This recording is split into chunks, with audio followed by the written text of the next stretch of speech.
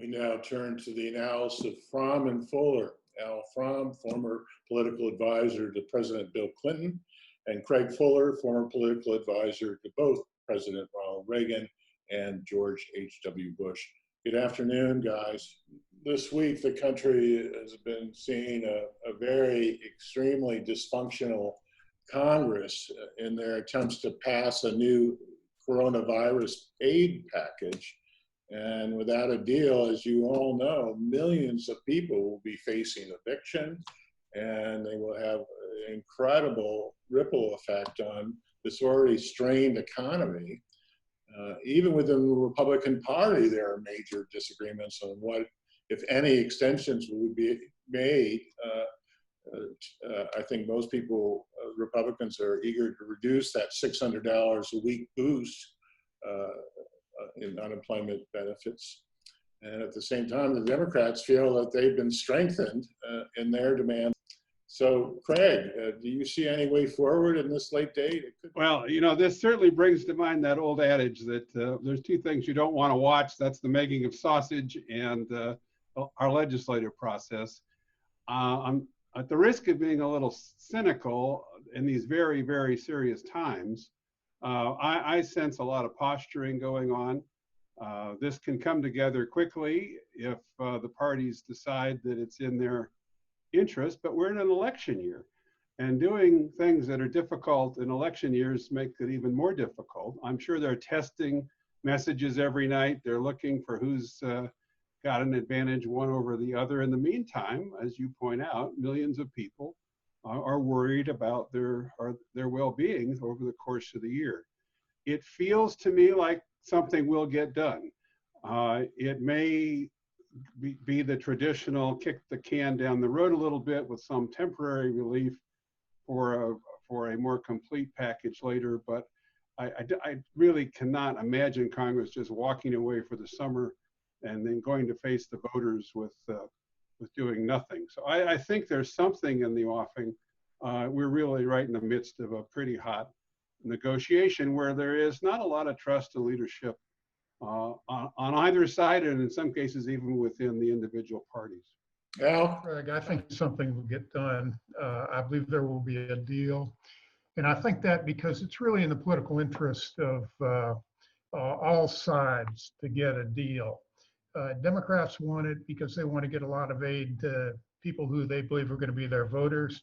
The president needs it because he doesn't want to let the economy sink any further before the election. And most of all, really, Senate Republicans need it because if you believe the Cook report, because if they want to control the Senate, they're going to have to win a lot of contested seats. And if you believe the Cook report, 9 of the 23 Republicans up for re-election are in danger. That means their control of the Senate is in danger. And I really don't think that Republican senators in Colorado, Georgia, Iowa, Maine, Montana, North Carolina, Kansas, and maybe even Texas want to go home for August and tell their voters, we're not going to do anything to help you deal with the economic consequences of the pandemic. As I understand it, there are two issues in the Republican caucus, Republican conference. One is President Trump wants to have some extraneous spending to build an FBI building. I think they'll just throw that out, just like they've done his request for the wall. And the second is the one you alluded to, Dave, that there are some members of the Senate, Republican senators, who think we ought to just reopen faster and not give more government aid. I don't think that's going to fly with senators who are up for re-election this year. So, and as far as the big differences between the Democratic bill, one is state and local government aid. And I've heard Governor Hogan here, who's head of the Governors Association, a Republican, fight for that. I think in the end, there are too many states that are hurt. So I think something will be compromised on that. And the other one is the eviction question. And once again, I think we'll have a compromise. So I suspect, as Craig says, it's not pretty, but Congress likes to back up against deadlines. But in the end, when it's in their political interest, they'll move forward. Hey, Al, I'd like to move on to presidential politics. In the last week, the name of Susan Rice has emerged as a likely vice president running mate for Joe Biden. And many people remember her as President Barack Obama's UN ambassador and national security advisor. And a number of people also remember that she was a major target for the GOP attacks after the 2012 Benghazi massacre that killed the United States ambassador. Is this history kind of problematic for the Democrats if she's selected? Well, first of all, I mean, I think the world of Susan Rice, and I think she'll get a high position in the Biden administration, whether it's as running mate or some national security position. My personal, and I think the Benghazi problem thing would be an issue, but the Republicans will, if she's the nominee, but basically Biden was part of that administration, so they'll go after him in Benghazi and everything else they don't like about the Obama foreign policy, and there's plenty, they probably think they have plenty of stuff there. Personally, my feeling is we ought to have somebody who's run for office and run statewide. You know, national elections can be quite brutal.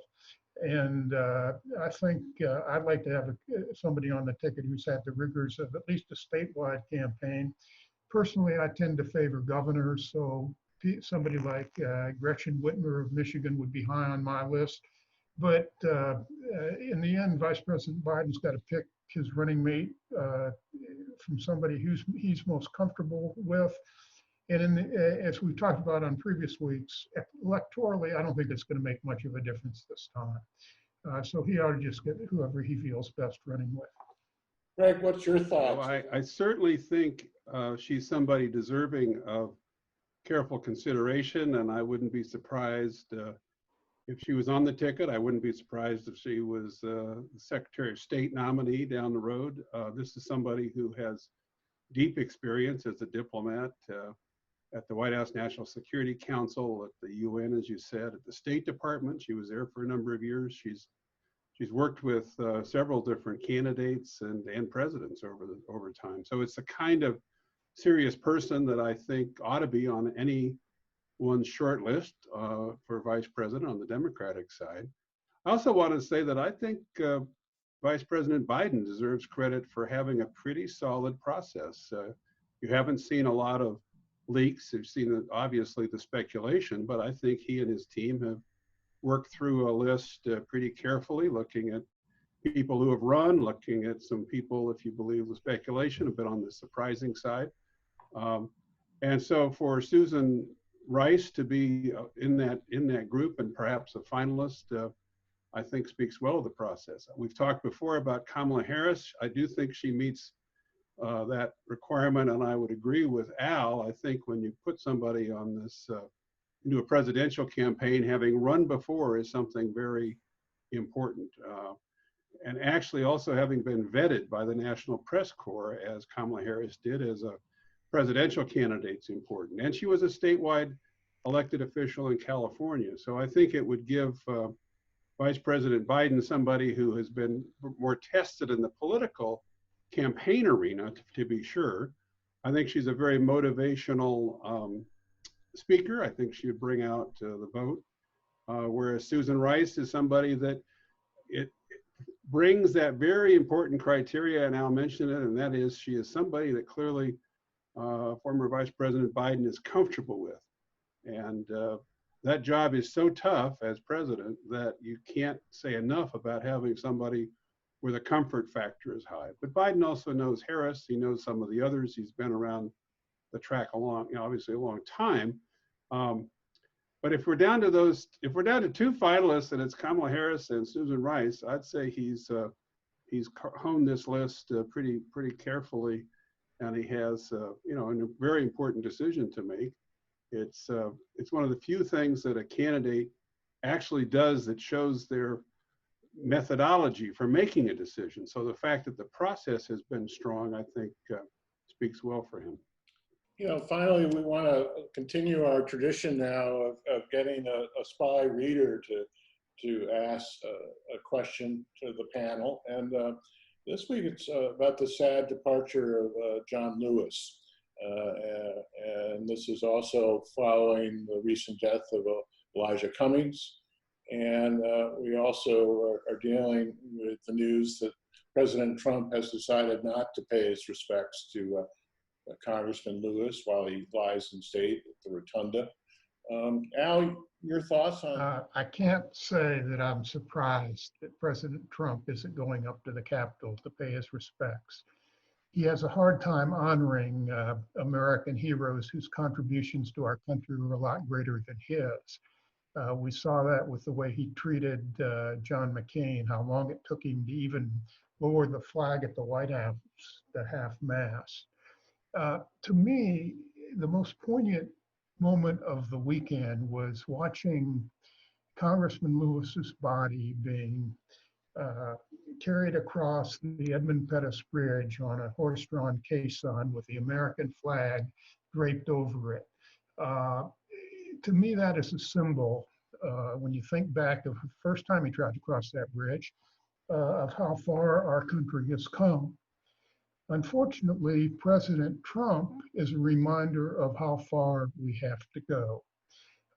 Wilcox County, or Selma, and the adjoining counties, including Wilcox County, just south of Dallas County, where Selma is, really important to me. I met my wife when she was working for the SCLC in Wilcox County, in Camden, Alabama. Our first date was at the Holiday Inn in Selma. You have to go across the Edmund Pettus Bridge to get to Wilcox County. She wouldn't have been there probably if it hadn't been for John Lewis and what he did.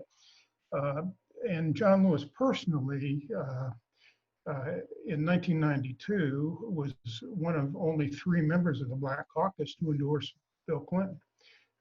And he gave the Democratic Leadership Council, which I ran, credibility when we were being attacked by a lot of people on the left of our party as the White Boys Caucus, Southern White Boys Caucus, by coming to our events in Atlanta as early as 1987. But when I think about this, John Lewis basically almost gave his life in pursuit of making the America's more perfect union. Donald Trump wants to divide. He wants to honor the people who fought against the Union in the Confederacy. John Lewis fought for voting rights. Donald Trump wants to suppress the vote this time.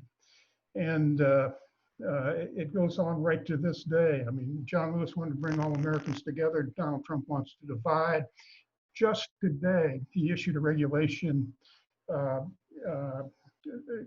that would eliminate some of the fair housing regulations that have come up been enacted over the last 50 years. I can't say I'm surprised by President Trump's behavior, but it really makes me very sad. Craig, some of your thoughts? I think Al said it well. I look at moments like this with the passing of somebody who has meant so much to the country as really a time to celebrate a life that matters. About Trump, I think the only thing I would say is I doubt his presence in the Rotunda would have added much to the ceremony.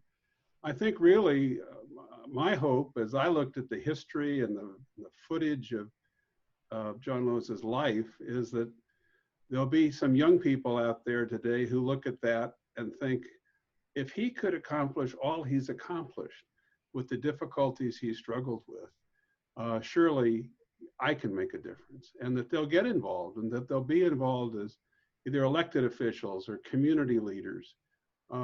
He did so much, and he did it with such a wonderful spirit, a positive attitude. And he showed everybody that by working together, you can get a lot more done. It's clearly a loss, but it was a life very well lived, and we're all better for it. Thank you all. See you next time.